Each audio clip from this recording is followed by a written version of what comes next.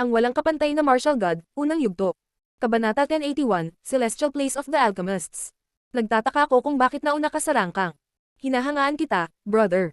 Nakangiting sabi ni Linro Otian. Talagang likas na matalino si Linfang. Tumingin kay Linfang ang isang binata na nakasuot ng purple na damit, namangha rin siya. Kumbinsido ako na matatalo mo rin ang ilusyon, sandali na lang. Sagot ni Linfang. Ang ilusyon ng ikasyam na pangkat ng mga hakbang ay napakalakas, sa ikaapat na pangkat ng mga hakbang, ito ay mas madaling talunin. Tumingin si Kyuyuzin kay Linfang na nakangiti sa napakagandang paraan. Hindi niya nakita si Linfang sa loob ng isang buwan at muli niya itong ginulat. Madali niyang talunin ang ilusyon. Gaano siya kalakas makalipas ang isang taon. Ngunit marami rin ang nahulaan na madaling natalo ni Linfang ang ilusyon dahil may nakuha siya sa ikasyam na palapag. Hindi na sila makapaghintay na pumunta at makita ang kanilang sarili. Agad na sinubukan ng binata na nakasuot ng purple na damit na makarating sa ikalimang palapag. Isang nakakakilabot na lakas ang umapi sa kanya, siya ay sumigaw ng galit na galit, ang kanyang damit at buhok ay lumipad sa hangin. Mukhang masakit. Naglabas siya ng mga enerhiya dahil nasira ang kapaligiran. May gumawa nito. Naisip ng karamihan. Marami na ang nakarating sa mas mataas na palapag. Isang tao ang nakaakyat ng dalawa pang palapag. Nagtataka sila kung paano nagbago ang listahan ng rangkang. Hindi alam ni Linfang ang tungkol doon dahil nanatili siya sa pinakamataas na palapag. Nakatingin sa kanya ang lahat at parang gustong umakyat din. Dapat subukan ko rin. Naisip ni Linro Otian. Pagkatapos, nagsimula na siyang umakyat sa hagdan. Huminga siya ng malalim at nagsimulang umakyat sa ikalimang palapag. Galit na sumigaw si Linro Otian nang maramdaman niya ang mapang-ipang lakas. Kumukulo ang dugo niya. Naglabas siya ng mga lakas upang kontrahin ang mga mapang-ipang puwersang iyon. Sinubukan din niyang i-condense ang puwersa at nagawa niyang umakyat sa ikalimang palapag. Ginawa rin niya. Sa isang araw, 2 tao ang nakarating sa ikalimang palapag. Naramdaman ni Mengba na may paparating na mga tao sa ikalimang palapag kaya sinubukan niyang umakyat sa ika-6 na palapag, ngunit nabigo. Hindi pa rin siya sapat na malakas. Lahat sila umakyat. Isip ni Linfang. Walang sumuko. Maraming tao ang gustong maging direktang alagad ng mga emperador at handang harapin ang lahat ng panganib para doon. Kailangan ko nang umalis. Sabi ni Linfang kay Kyuyuzin. Hindi niya nakalimutan ang tungkol sa kanyang mga kaibigan sa Island of the Nine Dragons. Kailangan niyang pumunta at makita pa rin sila. Sasama ako sa iyo. Bulong ni Kyuyuzin. Na hindi na kailangan. Kailangan mong manatili dito at magsanay sa paglinang. May kailangan akong gawin para makabalik ako kagad. Sige. Tumanggo si Kyuyuzin. Bumaba si Linfang sa hagdan. Linfang. Sabi ng isang tao sa sandaling iyon. Si Mo Chen iyon. Saan ka pupunta, Linfang? Brother, pupunta ako sa Island of the Nine Dragons. Matapat na sabi ni Linfang. Sige, ilalagay ko sa alaala mo ang lokasyon nito. Bumalik ka dali. Sabi ni Mo Chen na tumatango. Masaya si Linfang. Hindi na niya kailangang maghanap ng paraan sa kanyang sarili. Binigyan siya ni Mo Chen ng anteng-anteng, sinuri ito ni Linfang at diretsyo niyang alam kung nasaan ang Island of the Nine Dragons. Tulad ng inaasahan, ito ay kasing laki ng isang lungsod. Isip ni Linfang, nag-aalala siya para sa iyo at sa iba pa. Ang isla ng Nine Dragons ay nakakatakot at maraming malalakas na cultivator doon. Tinakat nila ang mga taong tumatawid sa Huangxi. Gagawin nila ang lahat ng gusto nila. Kahit ang Yang clan ay natakot sa kanila. Ang mga pirata ay palaging nangangaso ng mga kayamanan upang makipagkalakalan. May bangka ka at ang 8 dragon chants, kaya hindi dapat maging problema ang pagpunta sa Island of the Nine Dragons. Bumalik ka kagad. Isang napakahalagang bagay ang magaganap sa lalawigan ng Bahuang sa lalong madaling panahon. Ito ay magiging isang magandang pagkakataon para sa iyo. Huwag palampasin ito. Sabi ni Mo Chen na parang nag-aalala. Lalawigan ng Bahuang at magiging kapaki-pakinabang din ito para kay Linfang. Brother, may tanong pa ako. Sabi ni Linfang. Kanina pa niya gustong itanong iyon. Kapag tayong dalawa lang, wala kang dapat ipag-alala, pwede mo akong tanungin ng kahit ano. Sabi ni Mo Chen sa malumanay na paraan. Naantig si Linfang. Maaari niyang pag-usapan ang anumang bagay kina Mo Chen at Hao Qinglin.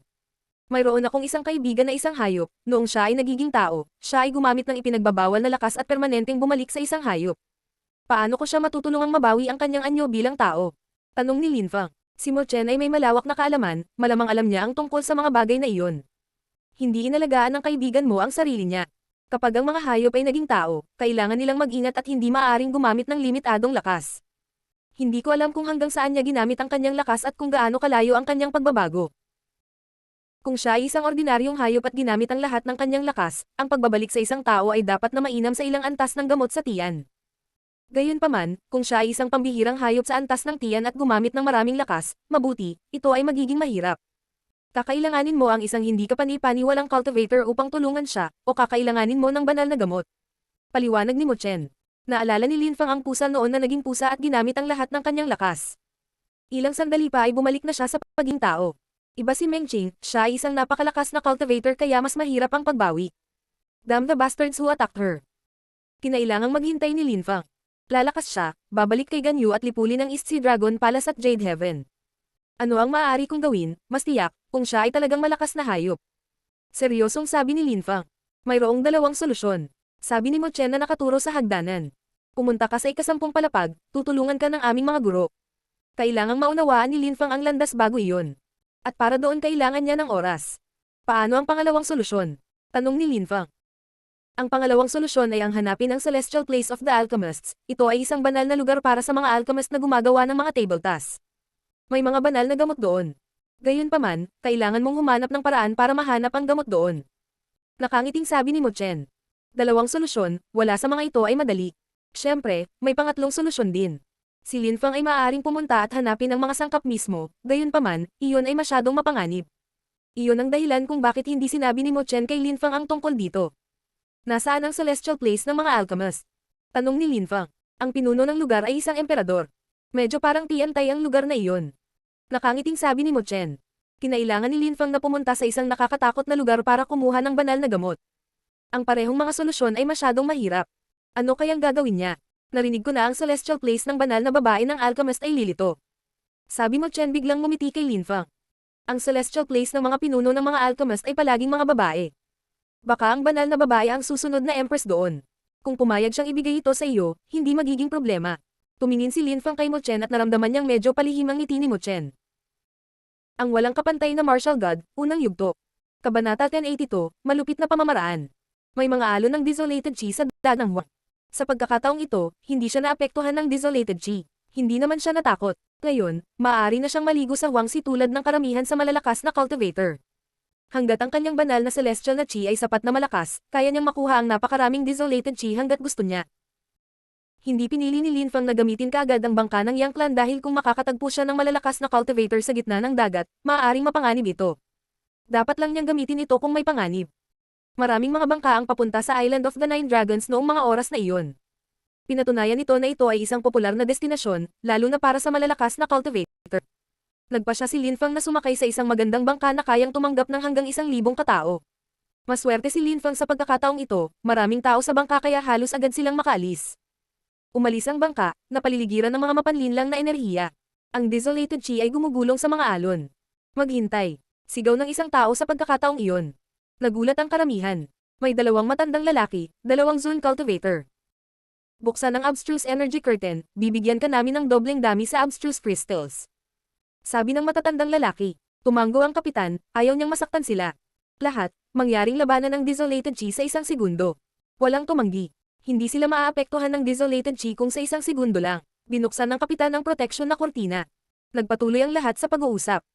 Pinag-uusapan ng lahat ang tungkol sa proseso ng recruitment ni Emperor Shi at Emperor Yu at tungkol sa hidwaan sa pagitan nila at ng Tianlong Divine Castle. 1 buwan na ang lumipas mula noong graduation ceremony. Nagtataka ako kung gaano kalakas ang mga bagong alagad ng imperial na paglilinang. Sabi ng isang tao. Hehe, tama. Lalo na ang mga alagad mula sa mayayaman at prestihiyosong pamilya ng hilagang bahagi ng lalawigan ng Bahwang. Hindi ko akalain na matatanggol si Zuan Yuan. Anong traheda? Hinabol siya ng apo ng Great Ape Emperor. Hehe, hindi mo naiintindihan. Maswerte si Zuan Yuan. Si Yuan Fei ay baliw. Kahit si Hao Qinglin ay ginagalang siya. Maswerte siyang buhay. Ang pinakamasama ay para sa Yang Clan. Ang magkapatid ay hindi naging Imperial Cultivation Disciples dahil inalis sila ni Lin Fang. Nakakahiya. Pagtatawanan sila ng lahat ngayon. Shush! Sabi ng isang tao sa kanila. Marahil ay may ilang miyembro ng Yang Clan sa bangka.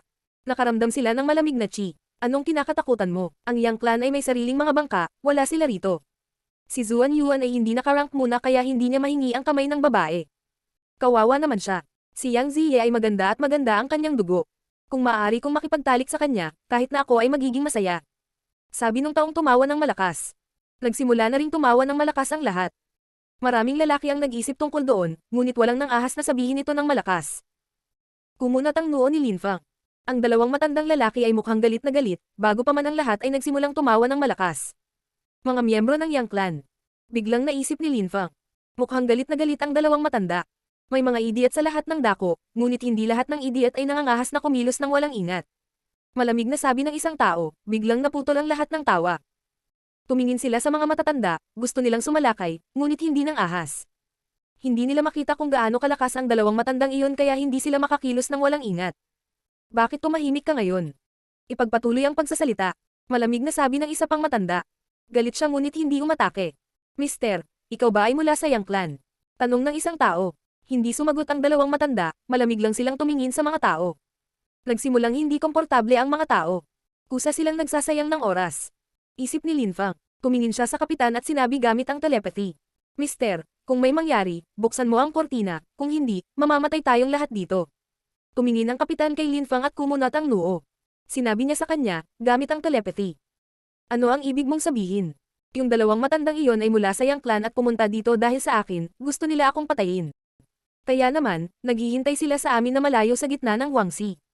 Ayaw nilang malaman ng ibang tao ang tungkol sa pagkamatay ko kaya papatayin nila lahat. Sabi ni Linfang. Matapat si Linfang kaya naniwala ang kapitan sa kanya. Papatayin na sana nila siya noon pa kung hindi. Biz. Biglang huminto ang bangka. Nagulat ang karamihan. Ano ang nangyayari? Bakit tayo huminto? Ang daming nagtataka. May problema tayo sa bangka. Paumanhin, ibabalik ko sa lahat ang kalahati ng kanilang mga malabo na kristal. Nakangiting sabi ng kapitan. Gayunpaman, sa sandaling iyon, isang malamig na enerhiya ang sumalakay sa bangka. Magpatuloy ngayon. Galit na sabi ng isa sa matatanda. Lalong naniwala ang kapitan kay Linfang. Buksan mo ang kortina, alis na ako. Hahabulin nila ako. Hindi ka nila papatayin. Sabi ni Linfang gamit ang telepathy. Biz. Nang marinig ng kapitan si Linfang, agad niyang binuksan ang kortina. Nagulat ang dalawang matanda. Gaanong kabastusan. Galit na sigaw ng isa sa matatanda. Kasabay nito, bumangon si Linfang sa hangin at lumitaw ang isang bangka. Habulin ko siya. Manatili ka rito at patayin silang lahat. Sabi ng isa pang matanda at agad na hinabol si Linfang. May bangka rin siya kaya't pareho silang gumalaw ng napakabilis. Kasabay nito ang paglabas ng dugo sa malaking bangka. Galit na galit si Linfang. Napakalupit. Masyadong malupit ang Yang Clan. Papatayin nila ang lahat. Walang makakaalam kung paano namatay ang mga taong iyon. Walang nakakaalam kung paano namatay ang mga tao sa Huangxi pagkatapos ng lahat. Inaasahan na ni Linfang ang ganoong uri ng sitwasyon. Yang Zilan, Yang Ziye, papatayin kita. Galit na sigaw ni Linfang. Dahil patuloy siyang hinahabol ng Yang Clan, hindi niya sila pinapatawad. Tumigil ka na, sa tingin mo ba mabubuhay ka? Malamig na sabi ng matanda. Lalo siyang lumalapit kay Linfang. Ang walang kapantay na martial god, unang yugto. Kabanata 1083, pagpatay sa isang Zun cultivator. Linfang ay hindi maaaring mamatay sa gitna ng Huangxi, ito ay iba pang mga lugar kung saan siya mag-aalala. Para kay Linfang, ang pagiging nasa gitna ng Huangxi ay mabuti. Para sa matanda, ang paghabol kay Linfang sa gitna ng Huangxi ay ang pinakamasamang desisyon na maaari niyang gawin. Hindi tumigil si Linfang at nagpatuloy sa paglipad. Gusto siyang patayin ng kanyang kalaban sa lahat ng bagay. Ayos lang, mas malayo pa ang mararating ni Linfang. Tingnan natin kung iiyak ka kapag nasa kabaong ka, sabi ng matanda nang makitang patuloy na gumagalaw si Linfang. Malamig niyang sabi. Hindi mo maiisip kung gaano karaming mga pagpipilian ang mayroon sa mundo. Maling landas ang pinili mo. Isang bandila ang lumitaw sa kanyang kamay. Naglalaman ito ng mga banal na marka at lakas ng paghihigpit. Tumigil ka, sigaw ng matanda na inilabas ang bandila.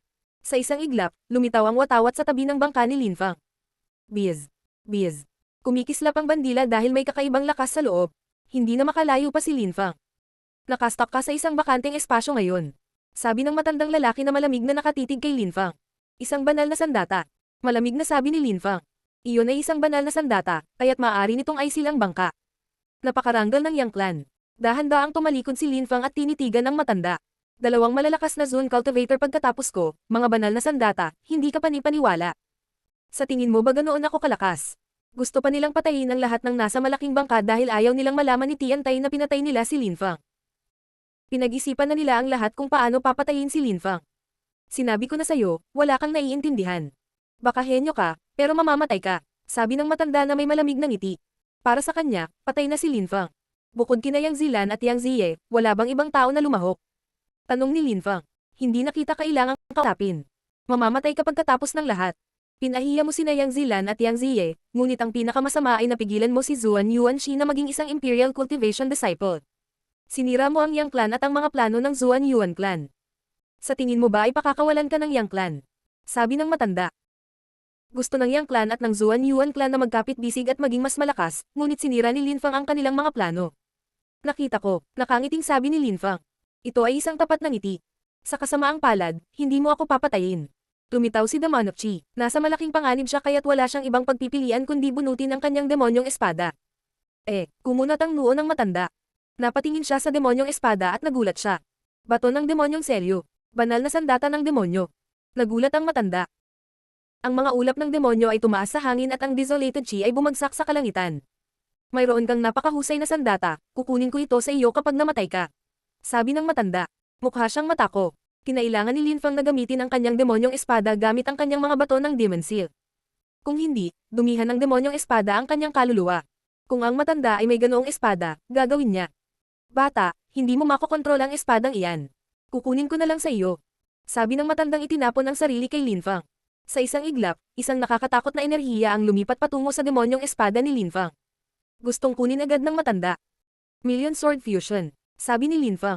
Ang mga alon ng demonyo at lakas ng espada ay gamulong sa hangin. Naglalaman din ito ng puwersa ng lupa at langit. Isang nakakatakot na banal na sandata. Kukunin ko ang espadang iyan dahil hindi mo magagamit. Ulit ng matanda. Gusto niya talaga. Maraming mga kamay ang lumitaw sa kapaligiran at lumipat patungo sa espada. Naputol ang mga kamay habang papalapit sa espada at naging ulap ng demonyo. Tumigil ka. Galit na sigaw ng matanda na naging dahilan ng pag-iling ni Lin Fang mula ulo hanggang paa. Nang sumigaw ang isang Zun Cultivator, halos hindi siya makatayo ng tuwid. Nagsimulang kumulo ang kanyang dugo. Kung noon pa, namatay na siya agad. Ngayon, mas malakas ang dugo niya. Kasabay nito ang pag-agos ng lakas ng demonyo sa kanyang mga bisig. Ang lakas ng pagbubuklod ay malapit ng masira. Nakipaglaban na si Lin Fang sa isang layer ng Zun Chi noong nakaraan, ngunit ang isang iyon ay mas malakas. Malamang na nasira na niya ang ikatlo o ikaapat na layer ng Zun Chi. Kinamayan ni Lin Fang ang kanyang kamay at ang kanyang demonyong espada ay gumuhit sa kalangitan, pinalamutian niya ang nakakatakot na sword energies. Banal na mga marka ng espada, kutawa-tawa. Nanunuyang sabi ng matanda. Isang anino ang lumitaw sa kanyang harapan. Parang battle drum. Dong. Isang tunog ang kumalat sa hangin habang si Lin Fang ay nanginginig ng malakas. Ang espada ni Lin Fang ay sumulong at gayon din ang battle drum. Lumipat ang tunog nito patungo kay Lin Fang sa anyo ng mga sound wave at pinahirapan siya. Hindi ako mananalo. Isip ni Lin Fang. Masyadong mababa ang kanyang cultivation level. Kahit sa demonyong espada, wala siyang magawa. Ang ganitong uri ng cultivator ay maaaring pumatay sa kanya mula sa libu-libong kilometro ang layo. Hinawakan ni Lin Fang ang kanyang espada habang mas maraming demonyong ulap ang lumitaw. Parang minaliit ka ni Zilan. Hindi ka mahina. Sabi ng Zun level cultivator nang makita niya kung gaano kalakas ang dugo ni Lin Fang. Mamatay. Galit na sigaw ni Lin Fang. Hinawakan niya ang kanyang espada gamit ang dalawang kamay at inatake ang kanyang kalaban. Sa tingin mo ba may magagawa ka laban sa akin? Tumunog ang kanyang drum. Isang nakakatakot na lakas ang lumipat patungo kay Lin Fang. Ang kanyang mga demonyong enerhiya ay kumaluskos, nabasag at naging abo habang ang nakakatakot na lakas na iyon ay bumagsak sa katawan ni Lin Fang. Umubo siya ng dugo at lumipad. Plops. Bumagsak si Lin Fang sa tubig. Tungkol sa espada ng demonyo, ito ay nasa langit, lumulutang ng mahinahon. Ang isang walang kabuluhang cultivator ng layer ng Tian Chi ay nasaktan ng Yang Clan, naisip ba niya na makakaligtas siya? Demon Holy Weapon, akin ka. Si Lin Fang ay nakalusot pa lamang sa ikaapat na layer ng Tian Chi, hindi siya makaligtas sa Huangzi. Kahit ang Zun Cultivator ay hindi ng ahas. Mula ngayon, ako na ang iyong Panginoon. Sabi ng matanda na iniunat ang kamay patungo sa espada. Nakangiti siya sa matangkad na paraan. Si Lin Fang ay patay na, ang espada ay wala ng Panginoon kaya maaari niyang kunin ito. Slash. Gayunpaman, sa sandaling iyon, isang nakakatakot na lakas ang tumusok sa kanyang balat. Boom. Nakakagulat na inatake siya ng demonyong espada, at bigla na lang. Tumagos ito sa kanyang puso. Siya ay tumingin petrified. Damaloy ang Demon of Chi sa buong katawan niya at nakaramdam ito ng lamig. Ang kanyang mga mata ay tila malamig sa yelo nang muling lumitaw si Lin Fang at lumabas sa Huangzi. Si Lin Fang ay hindi patay. Ang walang kapantay na martial god, unang yugto. Kabanata 1084, Enchanting Girl. Paano ito posible? Paano? Naramdaman ng Zun Cultivator ang mga enerhiya ng demonyo na umaatake sa kanya mula sa loob. Ang isang cultivator ng ikaapat na layer ng Tian Chi ay maaaring maligo sa dagat ng Huang at hindi natatakot sa desolated Chi. Namutla ang kanyang mukha. Mamatay. Sabi ni Lin Fang sa malamig na paraan. Kinakaagnasan ng desolated Chi ang katawan ng kanyang kalaban. Art. Bakit? Galit na sigaw ng Zun Cultivator. Biglang naramdaman ni Lin Fang ang isang nakakatakot na enerhiya na umaatake sa kanya na naging dahilan ng pagkulo ng kanyang dugo. Siya ay umubo ng dugo at itinulak pabalik sa dagat ng Huang.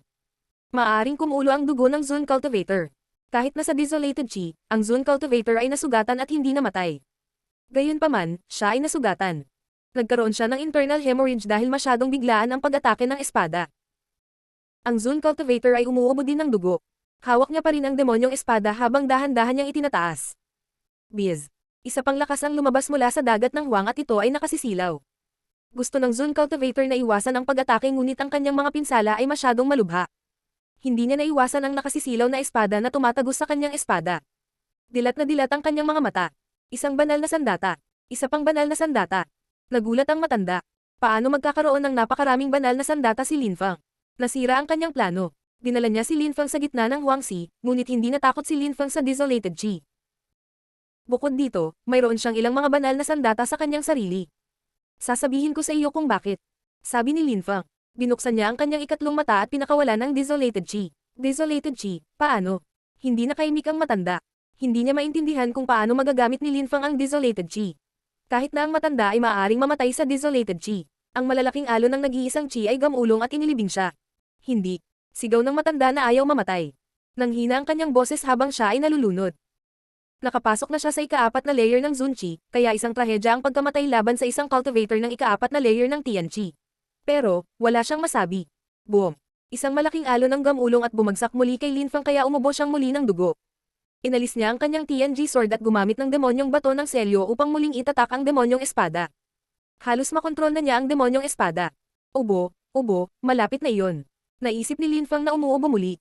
Nakaramdam siya ng pagkahilo habang kinuha ang bandila at ngumiti. Magagamit niya ang kanilang mga banal na sandata, nasugatan siya, ngunit sulit ito. Ang bawat labanan ay nagpasulong sa kanya. Maaalala niya ang Yang Clan. Nagpadala sila ng 2 Zone Cultivator upang patayin siya.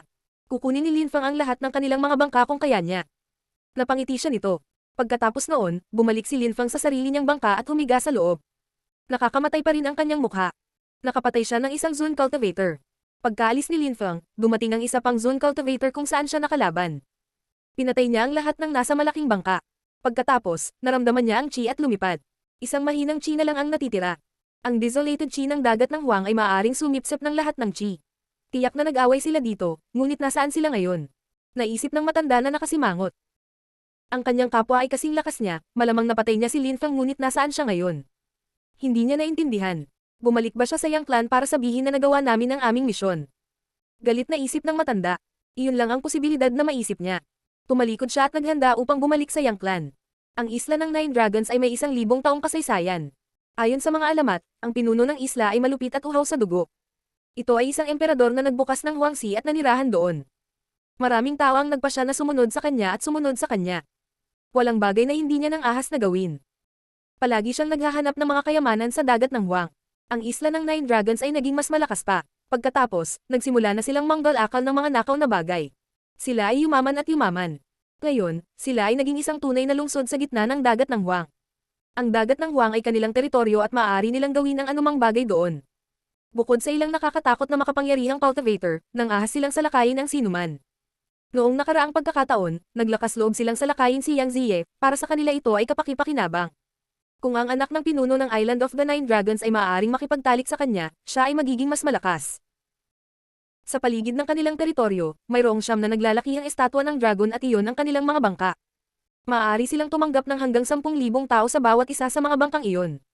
Lumapit sa kanila ang isang binata sakay ng isang bangka. Siya ay may kahangahangang hitsura at ang kanyang Chi ay bihira. Si Zuan Yuan iyon. Sa likod ni Zuan Yuan, may isang binata at isang dalaga. Kung nakita iyon ni Lin Feng, papatayin niya sila doon at sa oras na iyon.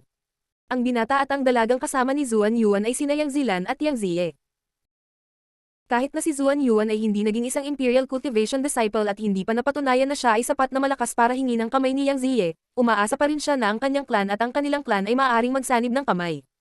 May mga malalakas na cultivator mula sa Yang Clan na kasama nila. Noong nakaraang pagkakataon, muntik nang mapatay ng mga pirata si Yang Ziye, hindi nila iyon malilimutan sa pagkakataong ito. Mayroon ding isang binata na may matalas na Chi. Purple ang damit niya.